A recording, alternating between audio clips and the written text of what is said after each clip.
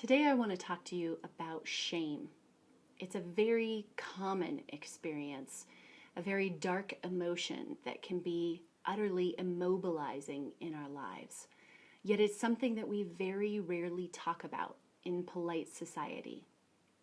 In our line of work, we witness a lot of people struggling with shame.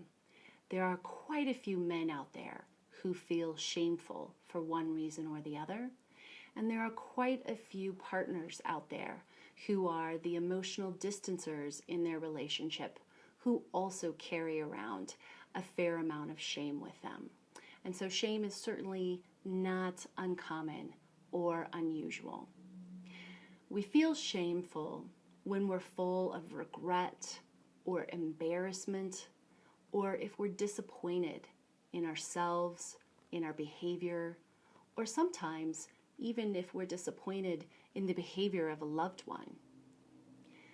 Shame can sometimes be the result of our own negative, distorted thoughts, so that the amount of shame that we experience is disproportionate and larger than the actual circumstances that took place. And after something truly upsetting and disturbing has happened in our lives, even if those events were beyond our control and not our fault, it's very common for us to blame ourselves and to feel ashamed. So shame is a heavy emotion that lowers our feelings of self-worth.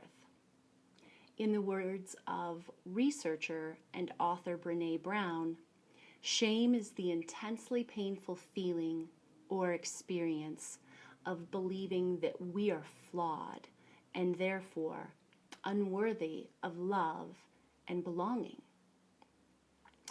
So shame usually causes us to distance ourselves emotionally and to wall ourselves off from the people who love us most.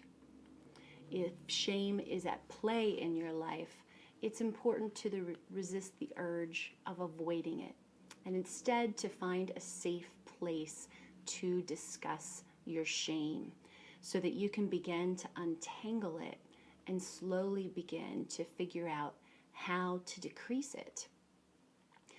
Oftentimes, we need to first make amends by apologizing and or by committing to ourselves or to somebody else that we are going to turn over a new leaf and cease whatever behavior it was that caused us to feel so shameful in the first place.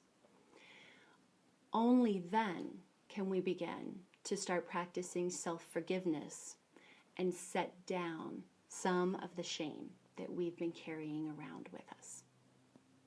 I'm Angela Sawsville, the Executive Director at Flourish Counseling and Coaching. Thanks for watching.